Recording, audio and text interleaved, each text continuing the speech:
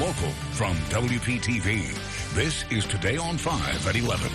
Local coverage you can count on. Thank you. A new technology helping law enforcement. After the break, we're going to talk about COPsync and how it is helping officers across the nation, and it's planned for the inventor. At least he's going to use it. He wants to stop terrorism.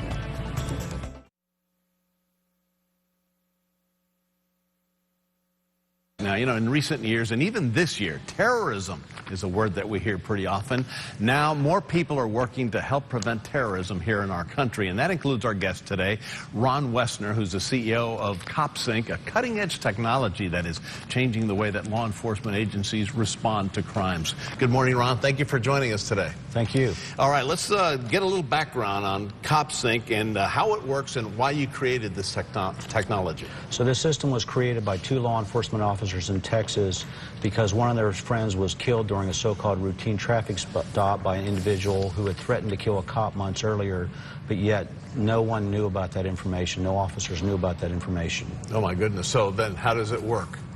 We're connecting law enforcement officers and agencies to a common database of information so that when a patrol officer makes a traffic stop, they have better information about the driver and the occupants of that vehicle. All right. So you were telling me you're based in Dallas. Yes, sir. How many departments are using this? How many people does it involve? There are 720 law enforcement agencies and courts in 12 states across the U.S. using it right now. And it ties them all in together. Yes, sir, to a common database of information and communication system. So, for example, we had this recent shooting in Minneapolis. The driver had 31 contacts with law enforcement agencies for routine traffic violations, but not one of those involved violence. So had the officer known that at the traffic stop, it's reasonable to think he might have handled that situation very differently. It speeds up the process, it seems like. It provides the officers better information at the time of traffic stop, and with better information, they make better decisions. All right, so how does it combat terrorism? Because we throw that word around quite a bit. Yes, sir. There are 1 million law enforcement officers in America. They conducted, on average, approximately 26 million traffic stops every year. These officers are more likely to encounter someone involved in terrorist activity.